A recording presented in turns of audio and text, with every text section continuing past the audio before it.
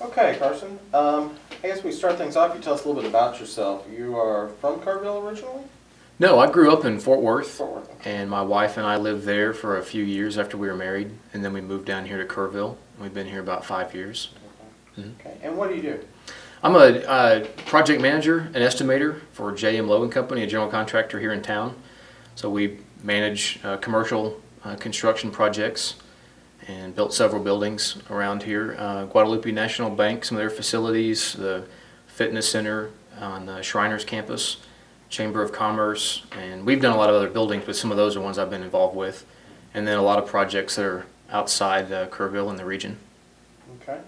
I guess tell us a little bit about what got you interested in, well, now you are on, actually let me back up a little bit, you're on the 4th of July committee, aren't you? Yes, sir, that's right. How did you get into that position?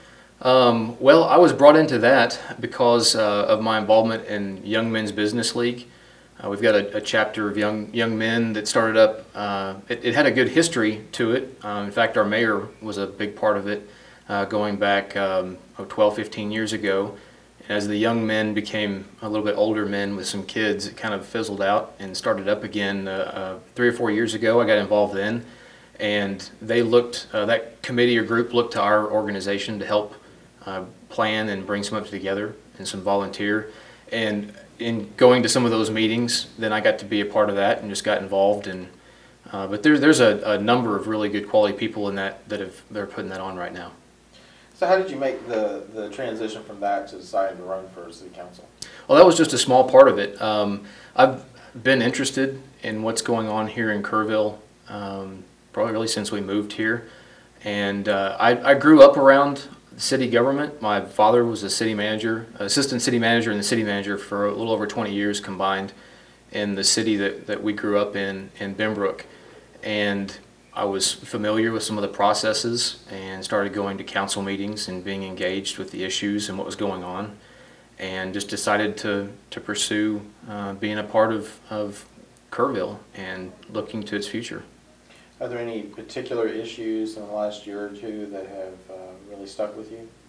Well, there are. I think mainly the conversation about our economics situation and what we're trying to bring in businesses and tourists.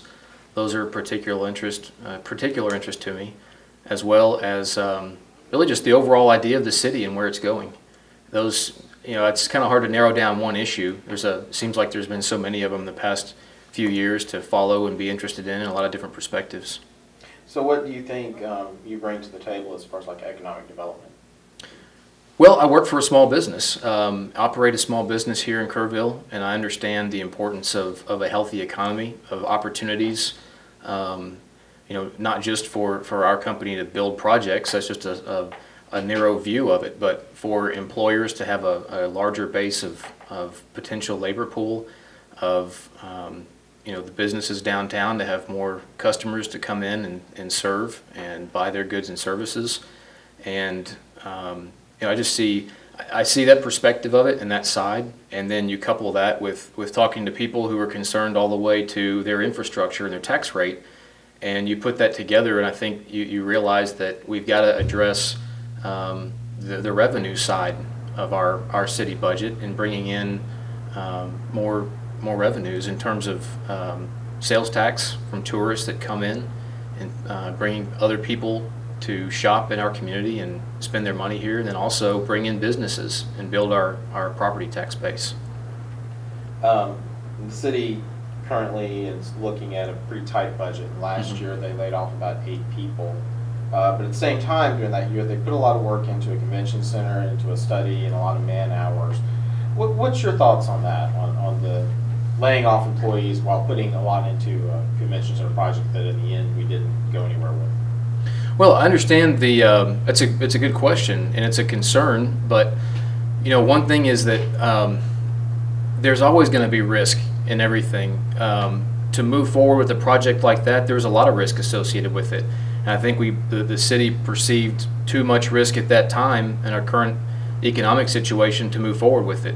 But looking at the idea is absolutely, those are the kind of things we need to be doing, is looking at it. It was unfortunate that ultimately we weren't able to move forward with it, But I think that those kinds of ideas are the things that we need to be trying to find, is how are we going to bring more people here? If we sit and do nothing, we know that it's not sustainable. We've got to pursue projects of that nature. Now, they're not all going to come to fruition and pan out, and they're going to take some resources to pursue. But ultimately, we've got to find something that works for Kerrville, that brings people here. Is the convention center something you think that the city needs to revisit? That may come up in the future. I think that anything that generates potential revenues to the city is a good idea and worth pursuing. Another one that's currently ongoing is the downtown city hall project. Mm-hmm. What are your thoughts about moving city hall and city government to downtown? Well, first I'd say that the elected council has already made a decision on moving forward with that project. Like a lot of people, I think that the ideal situation would be that we would have a private development there of some nature that would generate tax revenues into our property tax base. But when you look at that property and you look at the cost of the land and what it would take to put a development there that was economically or financially viable, it's probably not something that that our city could sustain, and not something that I think our citizens really want to see. I think that ultimately, with the options that were on the table for the council, I think it was the right thing to do when you look at all the facts in the issue. Well, I guess just to back up a little bit on something you said, the council voted to move forward with it, but ultimately a final vote on it will come after the next council takes seat. So if you win, you would be on the council at the time. So would you be in favor of moving forward with the plan as it currently is presented? As it is currently presented, and I see that the same reasons that the council's moving forward right now, I think, are still going to be there, and for those reasons, and I would probably follow suit. What about another project that we actually talked about earlier today is the River Trail project, and the city's looking to the EIC to help fund that project through a bond issue. Is that something that you think is important to the economy, and how would you see that playing out? Well, what I see right now is a push in Kerrville. I believe the mayor has a vision of, and some of the council, to increase the quality of life in Kerrville and make it a place that people want to come. Not only that people, residential homeowners want to come here and live, but also that people want to move their small business here. And in terms of that, I think it's a project that's probably worth pursuing. I'll tell you that, like a lot of people in Kerrville, I haven't seen a lot of the details on the project, and I'm familiar with some of the basics of it. But the general concept of it, and something that's going to make Kerrville a more desirable place to live, I believe is a good thing. My concerns on that project are only that I'm not sure how when we spend our 4B economic development dollars, I think it's important for us to look at what jobs are created. And if a project can be tied to job creation, to bringing people here, then I think it's a worthy pursuit. So, based on that, would you think the River Trail project's a worthy project for a 4B sales tax? Well, like I said, I'm not familiar with enough of the details to make a decision at this point. There hasn't been a lot that's been put out for the average person to see. I'm familiar with the concept of it, and that it's a renovation to, or I'm sorry, some recreational, walking trails, jogging trails, and I saw the presentation that was done to council about a month ago in the council meeting. But I would need to see some more of the details and what the funding that's being requested from EIC, what that dollar amount is. So, what do you think the priorities for the next council should be? Well, I think creating jobs here in Kerrville. I think we've got to make an environment that more businesses want to come here.